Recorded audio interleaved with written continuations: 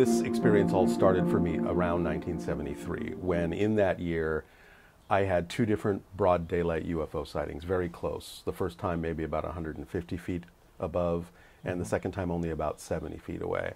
Both times an equilateral black triangle, about 30 feet on a side. And fortunately I had witnesses with me both times. Okay. But after having seen something like that, I knew for a fact that such things now existed. So that started me kind of investigating to see what this was all about. And one thing kind of led to another. And especially back then, there weren't many books on these subjects, so they were all kind of all on one bookshelf in the store, right? Yeah. And so it was just kind of like, oh, well, what's this, what's this, what's this? And it kind of went down the line, psychic abilities, channeling, so on and so forth. So I began researching a lot of that. But 10 years after the sightings, I was introduced to a channel who was conducting seminars at the time, and I went and I listened for about 6 months, and I thought, this is interesting information. But eventually the entity coming through that channel actually offered to teach a channeling class. Okay. And I went into it not because I thought I was going to become a channel, I just wanted to further my research because I didn't understand how channeling could be taught. I thought it was just sort of something that happened. Right? Yeah. But in the class, which was about a 12-week course, and was for the purpose of, getting in touch with whatever you wanted to get in touch with, your own creativity, your own higher self. You didn't have to channel an entity. But about halfway through the course, when I was in a meditative state under the guidance of the entity through the teacher, I received what I can only describe as kind of like this telepathic hit. And in one split second, all this information was in my head of having a memory of having made an agreement to do this in this life. I understood suddenly who BASHAR was to me. I understood that he had shown me the UFO to get me to start learning what I needed to learn. So when it came time, I would be ready. But the question that was there was, now you know it's time to begin. Is this something you still wish to do? It was offered as a choice. It was a choice. It wasn't like you've made that agreement. You have to do this. None of that. But the instant that this was going on in my head, I didn't tell anyone what was happening. The entity coming through the teacher stopped talking to me, to the class, and turned right to me and said, there is an entity here for you right now, if you're ready. And I also glanced over and I noticed somehow one of the other students had picked up on the image of BASHAR I saw in my head, and she was actually sketching it on a pad. So I suddenly had two completely outside sources saying, this is not just your imagination, there's something going on here. Well, just to cut across you, weren't you afraid at this point? Because I wasn't afraid. I didn't know if it was real. I didn't know if I was hallucinating. I didn't know if it was a side effect of the meditation or something like that, until, of course, I started getting these outside validations. But by the time I had gotten into the class, I understood enough about channeling to know that it's a natural altered state we all actually have the ability to do, and we all do. When you're doing anything you love to do, and you're in that focus, you don't know the passage of time, essentially that's a channeling state. A deep meditation is a channeling state. There is a specific brainwave that goes along with it that when we just recently did this documentary called First Contact on how I became a channel and who BASHAR is. And one of the things we did in it is I actually connected my head to an EEG machine to see what's happening in the brain. And you can see physically. Physically, there are profound differences going on in the brain during a channeling state. And the frequency that's representative of that state is called gamma. And it's between 40 to 100 cycles per second, but normally mostly down near 40, 45 for typical channeling. But everyone can get into that state, and everyone does when they're focused and in their peak performance state and doing what they love to do. Sorry to cut across you yet again, but just to kind of explain channeling is, because channeling has a history, not usually with entities. In the past, it's been thought of like channeling, for want of a better word, the dead. Is that kind of... It's a similar concept. It's a similar mechanism. It doesn't matter what you connect to. It's really getting into a state where you change the frequency of your brain sufficiently to tap into different levels of consciousness that operate at different frequencies. So it's more like tuning forks. If you're tuned to a particular frequency and you start vibrating, the other thing that's tuned to that will vibrate in synchronous harmony. And it becomes kind of this telepathic connection. And it's, many people assume that, the entity is actually in your body, there's a possession. No such thing actually happens, ever. It's you in your energy getting into a certain frequency that creates a model or a representation of what's going on somewhere else with someone else. So it's just a mirroring more than anything so there's else. no pain associated. It's not like well, there are. Is there? Initially, for me and a lot of people, there are things you have to get used to because you're not used to necessarily getting into those states. And sometimes they can at first be uncomfortable until you're used to it. Okay. Once you're used to it, it's like anything. It goes away and it smooths out and it actually becomes supportive. At first, it can be like if there are fears within you, beliefs within you that are contrary to that frequency, you can feel the resistance. You can feel like a little awkwardness. Grinded. Yeah, in the exactly. Yeah. So until you sort of clear that out and let the energy flow smoothly, there can be some little aches and pains and things like that. But it's not a big deal. Yeah. Sorry, I drifted us off there, and I'm like, so you at the seminar and you've the entity, and so what happened after that? Well, I did well enough in the channeling class that the teacher asked me to co-channel the next class with him, so I got more practice right away. And in fact, I met my wife, Erica, in the next class. Oh, okay, I like this class. Yeah, it's very, very successful. Very successful. And we've been together since then for 33 years. Brilliant. And near the end of the class, there was a woman doing one of the first doctoral thesis papers on a connection between psychology and channeling. And she needed subjects to study, and I became one of her subjects she had asked. And I agreed, and I would go to her house, and she would invite friends over, and she would sit in her chair and take her notes while I channeled to her friends. But, you know, the first week was like 5 friends, and then word spread. And the next week was 10 friends, and word spread again. The next after that was like 20, 30 friends, 40. Down the street. You know, we started having to do it twice a week, and then we started having to rent auditoriums to do it in. Oh, wow. And it just grew and grew and grew, word of mouth, and I started channeling in different cities in the country, and then different cities around the world. But you were totally calm throughout this process. It just happened. It just organically unfolded.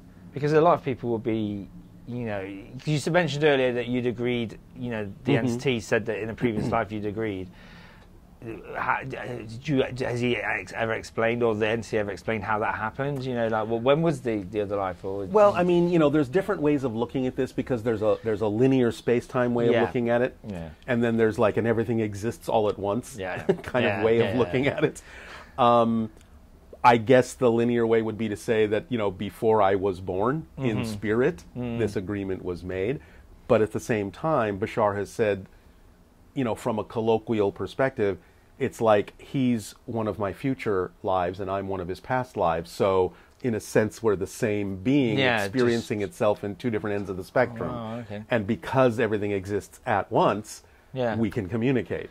So we can connect. Why did he get in touch in a way? Well, what's the sort of purpose behind it? Is there a reasoning? Well, the information itself is not only geared toward perhaps helping people learn how to live their lives a little bit more creatively and enjoy life a little bit more, but it's also from his perspective because he presents himself as an actual extraterrestrial being. To him, this is all a precursor to actual physical contact. Okay. It's like laying the groundwork and giving you information, and if you accept the information and incorporate it into your life, and you change the way you live your life, you change your energy, you change your frequency, and you become more compatible to interact with a civilization that is very much more advanced than we are. So we have a lot of things to learn and a lot of things to change before we're really ready to meet such a group of beings. You answered my next question, which is why don't they just turn up on the White House lawn? Why. Their energy is so much more accelerated than ours. So they exist on such a high frequency that he said, to use kind of the thing you said a minute ago, if we were to meet face to face and get immersed in their energy right now before we're ready for it, their energy is so overwhelming, it would kind of overwhelm ours and sort of force all the things to the surface we're not prepared to face within ourselves, and it could actually cause a kind of psychic shock. Okay. So it'd be like using the analogy you used where you take a very high spinning gear and a slow gear and you just jam them together instead of going into neutral and letting them find a way to mesh. Because the thing in ufology, you know, correct me if I'm wrong with the wrong terminology. There's often been the nuts and bolts crowd, Right. Yeah, and then there's the more... Well, and they're all real in the sense that there are probably different races of extraterrestrials, some of which we could probably handle more easily, and some of which are very advanced and would take a little getting used to. The ones... Right. Yeah. So BASHAR is saying, we're not going to necessarily be the first group you interact with, but we're preparing you in general to be able to interact more easily when that happens. Because, I mean, that's a profound change in our society. If we suddenly acknowledge that there are other races in the cosmos that we could suddenly interact with, it would profoundly change the way we look at everything. Oh yeah, for sure. I mean, so what's going off? What's going off out there? Like, did you say there's different tons races? Of stuff. Yeah. Well, BASHAR himself is actually what he calls a first contact specialist. Okay. And therefore, he makes first contact with a number of different civilizations, including ours. Yeah. But this is the way they do it. They share information. They see how the people react. And based on our reaction, they determine whether we're ready for more. Okay. So it's really a process. Although he has said that it might begin slowly for us, somewhere between 2025 to 2033, that open contacts can begin slowly to happen in different areas until eventually everyone knows that this is going on. Yeah. But again, at a pace that we're comfortable with. Because of whatever changes are going to happen, we have to assimilate them before, so we're not just tearing the society apart. But more and more people, I think, are at the point where they believe, okay, extraterrestrials probably do exist. Yeah, More and more people are kind of like, I do think that some of these UFOs might actually be their craft. And, a bit at a time you see in our movies, our TV shows and things like that, we get more and more used to talking about things like other dimensions and parallel realities. Yeah, interdimensional beings and all stuff. that stuff. It's becoming more normal. I kind of say it's and I've heard this before, it's kind of like the biggest secret that everyone knows, but no one's talking about. Nice way of putting it. It's like, they're here, but we're not really talking about that. But, like, say, this is a really silly question in a way, but say they don't come till like 2050, you as you are now in this physical incarnation would not be here. Would you kind of feel like... might be. Oh, wow. Yeah, sorry, I'm like putting you in your grave already. Yeah, really. I might be. If I'm not, I'm not, and that's the way it needs to work out. Okay, but I have had 2 physical sightings of the ship. Yeah. And, I actually have had a few what I would call dream encounters with him that are very different than a normal dream, where it's like I'm sitting here talking to you. It's like that. It's that solid, and that's all it is. And we're having a conversation. And I asked him one time, and this what I just explained to you about not being ready, why don't you just land? And in the dream, I saw him actually land the ship, and we actually recreate this with computer graphics in the movie, First Contact. I actually saw him land, I saw him get out, I saw him walk toward me. When he was about 20 feet away, I actually lost my identity and saw my body through his eyes. And then I backed away, and he backed away and said, see, that's what would happen if you're not ready. My consciousness would just overwhelm you, especially because we're actually connected vibrationally, like I said, and being different, So he said, you got to have a sense of your own identity more strongly before you won't lose yourself in my presence. Wow, so they're just so powerful. It's just the energy. They're so much more evolved. They operate on such a high level. He's actually made this comparison for us. He said, if someone from 300 years ago in our history were able to come here today and see us, we would appear to be glowing to them because we're on such a higher vibratory level now than we used to be as a civilization. But you don't notice it because you're used to it. Yeah, it's all around me. But they are so much more advanced. We would think of them almost as these balls of light, almost spiritual, entities, and yet they do have a kind of a physicality. But we're just not used to that level of energy. So they want to bring us into the... They're trying to entice us to be our better selves, and our better selves are more capable of handling who they are. Because there'll be a lot of people who like religious people, certain religions, they don't want to go. They rather perhaps kept it. We have our belief systems, and a lot of people don't want to change that, and they respect that. They understand that. That's why they're saying, this is how we do it. Is we often come through a channel like this because it's not about whether we're real or not. It's about whether the information makes sense to you. We don't want to be the reason why you change. We want you to be the reason, and the information to be the reason why you change, if it works for you. So they remain in the background until such time as they understand, you know, we're not going to worship them or be afraid that we're supposed to, or any of that, giving our power away. It's like a meeting of more equals rather than maybe. So has there ever been a point where you've kind of doubted yourself? You know, you thought, well, you know, is this actually happening to me? Sure. I mean, I can't prove that this is another entity. It could be a part of my own consciousness. And no one has to believe that BASHAR is real. Again, it really comes down to, does the information work for you? If not, that's fine. I don't care. I do this because this is where I've been led.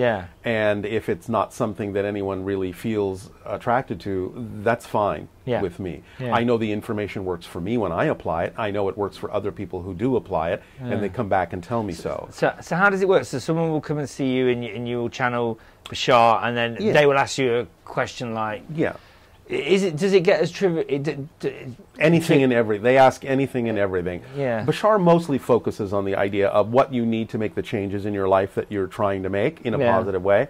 He will mostly explain how to do that, how reality works, how existence works, how you can be more in alignment with it.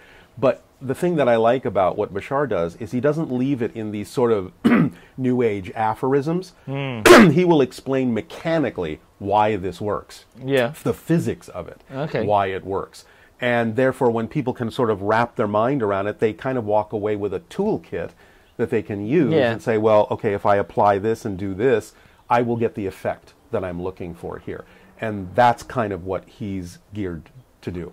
Does he, do you, this is another daft question, does he, like, did you, like, because it works, does it have to work with someone there, like, say, you know, for example, you know, Joe Bloggs comes in and has a question, then you channel him. You wouldn't be on your own and you wouldn't channel BASHAR. No, I won't know what. No. I only need to go into that state when someone else needs to have the information, because it's a translation. See, he's not speaking a language. He's just sending thoughts, and I'm acting as kind of a biological translation device. When it's just information for me, it's just there. It's a telepathic hit. Which doesn't happen that often. So are you aware of when it's happening? I know there's something going on. I don't hear the words. It's like a daydream. I fall into this sort of very dynamic, very energetic daydream. I see pictures, I feel feelings. I know there's something going on, and I get information that I need, but the words are very secondary. The translation might as well be happening in that house over there. It's like if you're having a daydream and somebody walks in the room and they have to call your name 3 times before you hear them. It's like that. It's like, you know... You're away with the fairies, as they used to say. I hear this kind of, you know, sort of muffled thing going on, but it's so secondary, and I'm paying attention to what's going on in my head that I just can't pay attention to that. So the almost the only things you know about BASHAR are from what you hear from other people, or what I see or feel when he's describing things to them. Like when he describes, some things will be very abstract, some things will be very literal. If he's describing himself, his civilization, his planet, his ships, I'll see the images. And that's one of the things that's nice about doing this documentary is people never get to see what that stuff looks like. So you've done in the documentary, you've we've shown them through computer graphics what he looks like, what his planet looks like, what his ships look like, and so on and so forth. Then they get to understand what I'm seeing in my head when he's describing all these things. So whereabouts are they? Where's their... They exist in kind of a parallel reality, so we can't necessarily see their reality unless we shift to their frequency, and they have to do the same to come into ours. But if we were to, let's say, overlap their physical reality with ours, their solar system would be about 500 light years in the direction of the Orion constellation. They have a planet just like we do, greener than ours. Are they humanoid? They are humanoid. They're actually genetically related to us. I know it's a big story, but a lot of people who understand what is called alien abduction and the Greys, and the fact that they're taking genetic material to create a hybrid race. BASHAR is one of the hybrid races. They're his people. There are several hybrid races. And so it was done, from what I understand, to perpetuate their culture because they were dying out. And they needed viable human DNA to continue. But the BASHAR represents the hybridization between the Greys and us. And therefore, they're literally related to us. So they are humanoid in that sense. So what did another just full of these questions. What do they get up to all day? You know, do they go to many the things? stores? Well, like I said, no. I mean, they don't live the way we do. They operate on almost pure synchronicity. Okay. Things they're just where they need to be when they need to be. They're interacting with who they need to interact with exactly when they need to, getting exactly what they need when they need. You know, it's a very synchronous kind of thing. But they do have things, like I said, BASHAR is a first contact specialist. That's his job, if you want to say that. Yeah. He's an explorer. You know, he is a pilot of a ship. And so that's one of the things he does. But he also has said that he's a sculptor and other things, although he's working with different kinds of materials and energies. So it's kind of, you know, you've got a lot in common, like... To some degree. To some degree.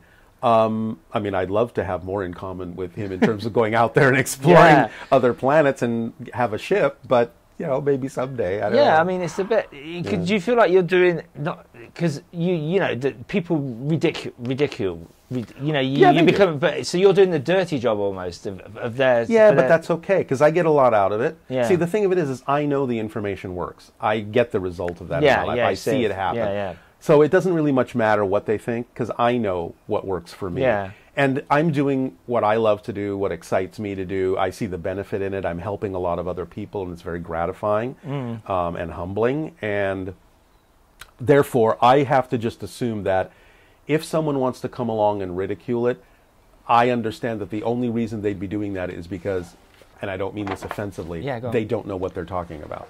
Because they don't investigate it deeply enough to see what the real value in this is. And they also have a lot of outdated old world assumptions about what's going on. And some of those things are false when people in certain spiritual circles or New Age circles say, well, this is what's actually happening. That's not necessarily mechanically true. Therefore, it's easy to debunk those things because they're not really representative of what's really going on. So since I've studied metaphysics for 33 years and I experienced the channeling, and BASHAR has explained how all this works, I really do understand what's going on, and I realize that they're just scratching the surface. It's not a subject they're familiar enough with to have an educated opinion about. Therefore, it's fine that they don't really understand what they're saying. You know? By the sounds of what you've told me about the technology and the way of living, how many hundreds of years away must we be as humans down here on Earth from achieving that? I mean...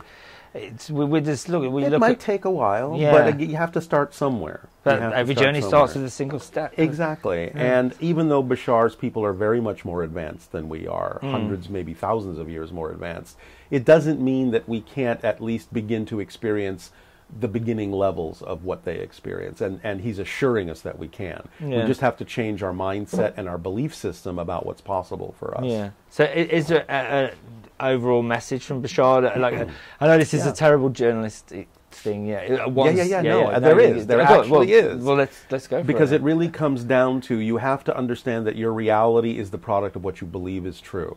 And when you change your belief, you change your reality experience.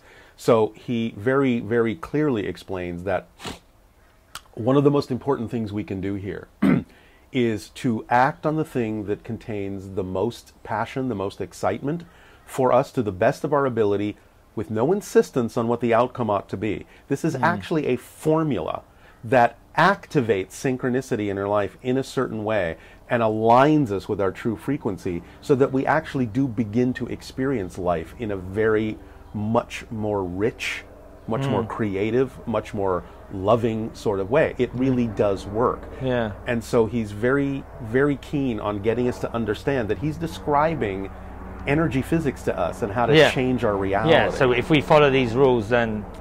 he's describing how existence works. And so he's literally giving us a manual. And he said, if you do this, here's the formula, ABC, this is going to happen. Now, if you don't believe it, you're not going to get the effect. But belief is the only thing that really colors the way you experience your reality. Because if you've got belief, things like what you're saying, things will line up for you, and then you'll get that. It may not come out the way you expect. This is why he says the third part of the formula is you have to let go of any insistence on what the outcome actually looks like, because that may actually be a shortcoming to what could happen even better. Yeah. We often think that when we insist on a particular thing, and sometimes it might coincidentally happen, we think we've got the key to the kingdom, and it's like, well, we've always got to have it happen that way, or something is wrong. And he's saying that's what actually gets us into trouble. If you are open to the fact that you're creating a state, you're creating a state of being. If you let the higher mind bring you what is actually representative of that state, it can often be many times better than what your physical mind was actually capable of imagining. Because the higher mind can imagine far more than the physical mind can. So thinking that we have the ideal picture in our heads is actually a limitation on what could be happening. So these are kinds of things he explains and gets us to understand how to work the machine more clearly. You know. You seem very happy. I am. You know. I am. I mean, I'm doing what I love to. I have, the two parallel careers. I have the channeling. I have filmmaking because I'm a writer, director, producer. So I wanted to talk about that. So what was the idea behind the documentary? Well, why did you decide to do it? Well, it was to explain for the first time ever. I don't think a movie's ever been made on how somebody becomes a channel. No, I don't think. I don't think it's a big genre. Yeah, and. But, people are curious, and I wanted to demystify the whole concept of channeling. I wanted to bring it down to earth and say, look, this is something, like I said before, everyone can get into a channeling state, and everyone does when they do what they love to do, when they're meditating, when they're in the zone. You're in the same channeling state I am. I'm just doing something different with it. I want to demystify channeling. I want to have Bashar have the opportunity to explain some of these principles more clearly with some graphics. And I want to let people know that this could potentially be a precursor to physical contact. So it's put out there to say, what would the impact on our society be if we did have contact? It's to get people to start thinking about the possibilities, that this may be real and this may be going on. And even if Bashar isn't real, look at what's happening to the idea of consciousness here and what can be done in consciousness and the effect you can get out of that. It's really refreshing. You actually, you're prepared to accept that it might not be real. But I can't prove it. Yeah. But it doesn't matter to me because the effect is real. Yeah. That's why I'm focused on the idea that the changes can be real, no matter what the device is. Even if this is just another part of my personality, I call this, it's like, instead of multiple personality disorder, it's multiple personality order. You're seeing a coherent, shift in personality that actually provides a bigger point of view, a big picture scenario that is beyond what we normally think of, that actually can give you information that makes a difference in your life physically. So who cares where it's coming from, really? If it's me, if it's really an extraterrestrial entity, the idea is it's information that works. So let's focus on that as the important point more than anything else. Have you ever seen any channelers and you thought they're not channeling? I can usually tell the difference, or I can tell that basically they are bringing through issues in their own personality and things like that. But again, that's why I usually say, if you go to any channel, you hear any channel, listen to the information and decide for yourself what works for you. Use what works, whatever doesn't work, discard it. It's like choose from one from column A, one from column B, put it together, make your own philosophy that works for you, because everyone's different. And you need to hear something in a different way than what he may say or what someone else may say. Interpret it in your own, best interest, basically, is what I say. So some fundamentalist Christians would say that what I'm going to say next. Channeling the devil, channeling demons, possessed by demons. I have a very unique take on that. And I don't mean any offense to anybody, honestly, but in some ways it's kind of racist. Explain, Because the idea is to assume, well, let's just say for argument's sake he is an extraterrestrial entity, and for someone to just assume he's a demon, well, we used to say things like that about other races. You know, so it's kind of like just because he comes from another planet, you think he's a demon? It's like, that's a little racist. So there's got to be a better term than racist, like planetist or species. It's humanist. But human-centric. But the human-centric. Okay. But the other side of the coin is, and this is what fascinates me, is that why is the first assumption that it's negative? Why couldn't it be? It's God, an angel. A spirit entity that's helping you. Why is the first assumption that it's negative? And to me, that means that a lot of religious thought is very often fear-based instead of actually faith-based or love-based. And so it's kind of a contradictory thing, because if these people are saying they get a lot out of their faith and a lot out of their religion and they love connecting to the idea of God, why wouldn't they first assume that it's something from the positive side instead of always being afraid that it's something from the negative side? Well, I guess people would say, because most organized religions are actually very emphasis on control and how the message is disseminated. Of course. So but that's a fear-based reality, control. Because the positive entities are not about controlling you. Yeah. They're about self-empowering you to make your own decisions. And that's really how you tell the difference. It's kind of like, if you're going to talk about God and the devil, well, what are the signs of God? You know, love and creativity and all that. Yeah. What are the signs of the devil? Fear and control. And, you know, so it's like, what side are you going to? Who are you aligning with here? Yeah, you know? So if someone thinks they might, you know, like say someone's experiencing something like you at this moment, what kind of advice would you give them if they think that if someone thinks they might be about to channel an entity, or they want to channel an entity? How does it work? I mean, well, could I say, right, I'm going to channel an entity? Yeah, you could. It depends on where you're at. It's like anything. Yeah. You know, it's the old joke. How do you get to Carnegie Hall? Practice, practice, practice. Yeah. I've been doing this for 33 years. I understand the subtleties of what state you need to get into to do that. Not everyone needs to actually connect to another entity. Channeling can happen in a variety of ways. You can do automatic writing. You could just be a conscious channel and say, well, I'm getting this from wherever. This is what's coming through. But there are people that teach channeling. There are books that talk about channeling. Personally, I think if you really have made an agreement to do that with another entity, the synchronicity in your life will bring you the opportunities to give you what you need. Like the ships you saw, the triangle. Yeah, something will happen that will push you down that path, or at least ask you to take that road. It'll happen naturally and organically in some way, shape, or form, and follow it. If it's exciting to you, follow it. That's what will get you into the state where you will accomplish it. Okay. And it could happen quickly, it could happen slowly. It depends on what process is best for you. Has this affected any relationships, you know, like, because obviously it's a bit out of the mainstream. Yeah, although it's never really been that unusual for me. There have been moments early on when, you know, I mean, this is not something that I bring up in conversation. If someone seems interested, I'll talk about it. But there were things that happened early on where I would say, well, you know, I wouldn't talk about it with my work colleagues or anything like that. But one day it was kind of like, they did notice that I was kind of very regularly leaving work at a certain time to go and do certain things. And suddenly one person one day, it's like, where do you go? You know, how come you leave exactly at the same moment and you have to get somewhere? What's going on? What are you doing?